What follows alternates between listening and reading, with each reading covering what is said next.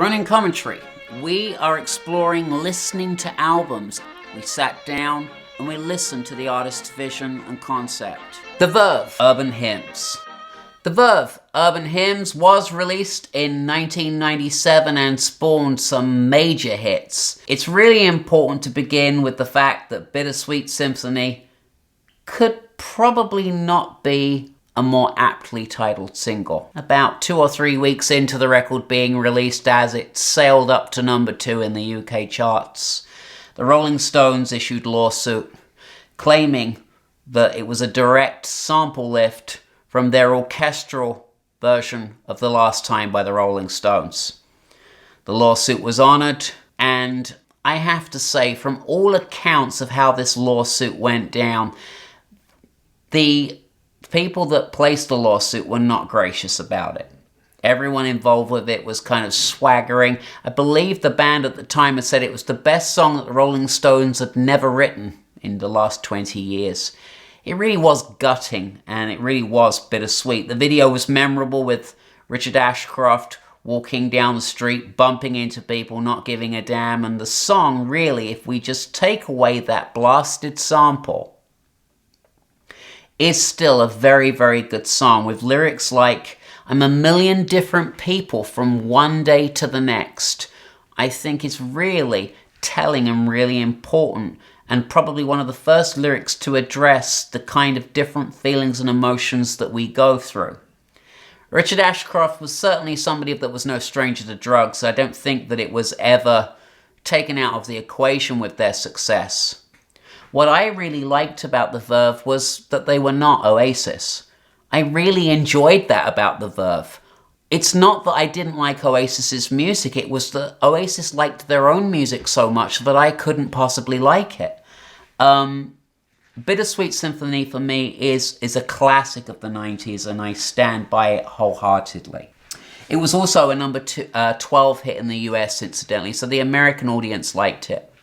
I have a very strong connection with Urban Hymns because when I first came to New York in 1997 on a vacation, I played this album non-stop. And in some cases on an apartment in Atlantic Avenue at full blast in the middle of the night. Such a rock and roller was I. I absolutely loved this album.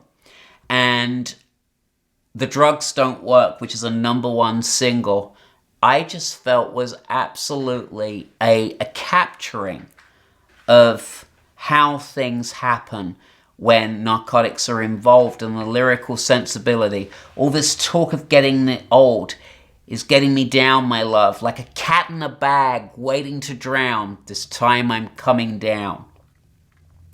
This really, I think, captured people's imagination. I will say also that, Urban Hymns was put up as being one of the best albums of the 90s. It lost to What's the Story, Morning Glory. We understand why. We know why Oasis gets the credit and all the glory, but I really loved the Verve as an alternative, and I am so grateful that they were out there to give me a break from the arrogance and from the posturing of the Gallagher brothers. Sonnet is the second song on the album. I like this song a lot. I like the words. "Yes, there's love if you want it. Don't sound like a sonnet," I think is a really great way to put it. There is this kind of not really connecting feeling. I like the guitar kind of strumming along on this. I really felt like the Verve were singing for us guys and really understood what we were going through in our relationships. The sleeve to the album is filmed in Richmond Park. It's actually part of the Greater London area. It's the Royal County of Richmond, as they're all royal boroughs, but Richmond is known for being a ritzier kind of upper middle class area. Lots of greenery, lots of quaint little shopping areas, very sort of suburban. Harry Potter land actually would be a very good way to describe what Richmond is, and this is where this album cover was taken, and no one's looking at the cover, and who knows what they were doing on that photo shoot, but would love to have been there to see that happen. The Rolling People, unfortunately, is similar to Oasis here, and this is what I've come to this album to avoid. I don't want to hear Oasis. It's not that I don't like Oasis, so just in case anyone's going to fire back with, you're Oasis hating. That's not the case. Now that their kind of noise has died down and I can enjoy the music without them telling me how great they are, I quite enjoy Oasis, but at the time they really were just so full of themselves and obnoxious. I believe they killed their own career in the US by spitting on the crowd when they played live. Such was their arrogance and sense of entitlement. It really stuck in my craw. You know, good as the songs are, the Verve were a really nice alternative. Incidentally, this was the 8th best-selling album in the 90s. Catching the Butterfly is a nice album vibe. Martin Youth Glover, who I believe was the bassist in Killing Joke, went on to become a super producer in the 90s, and he was one of the original producers on this album. His presence is definitely there. Chris Potter is the other producer that actually produced the album, but I know that Youth is definitely present in the whole putting together of this album. A Neon Wilderness has, you know, a very interesting track. It's a trapped, screaming crowd you can hear on the album, which is very distinctive. Space and Time is a good song. It's more structured. Weeping Willow, the key lyric here is, we have existence and it's all we share. It's really powerful, biting lyrics. You know, Richard Ashcroft's certainly not holding back, probably because of his mostly altered state, but we're definitely always grateful for these pithy and meaningful lyrics. Lucky Man I really like as a single from the album, and the reason that I really like this is because it sort of goes together with the intonation of an Englishman. Like,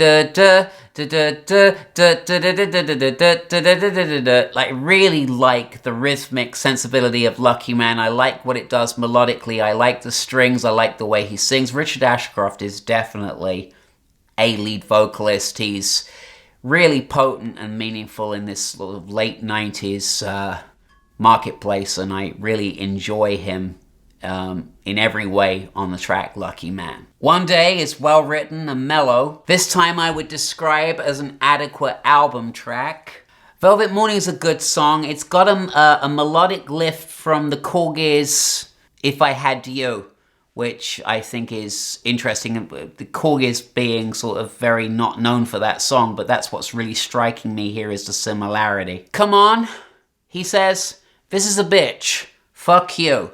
I really like this. He yells this at the end of the track. It makes this song memorable. I have to say at this point now there are 14 tracks on the album.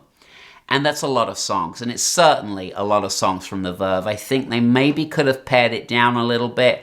I think the anticipation as well, because of the singles, Bittersweet Symphony, The Drugs Don't Work, you're expecting a lot more songs of that caliber to be on there. And what you get instead is more of this kind of psychedelic, trippy, kind of going with the flow thing. And I love going with the flow when going with the flow means that we wash up, you know, the mother of pearl on a sort of fairly regular basis. But rather what we're getting here is a selection of kind of ratty clams and mussels rather than the, you know, quality seafood of the bigger singles. Deep Freeze is a radio tuning in. It has a baby crying for a sampler, and it's just this sort of odd finish to the album. I have to say that the Verve Urban Hymns, as we've already outlined, is a classic British rock album.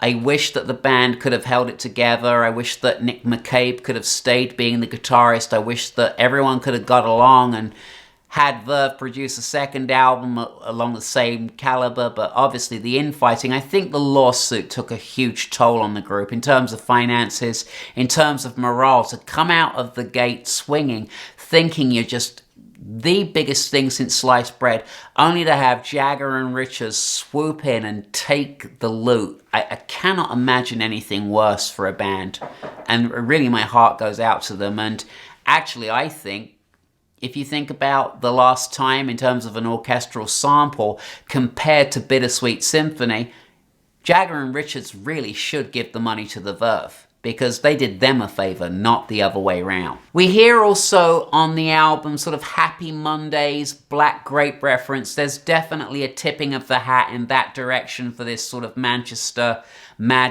sound.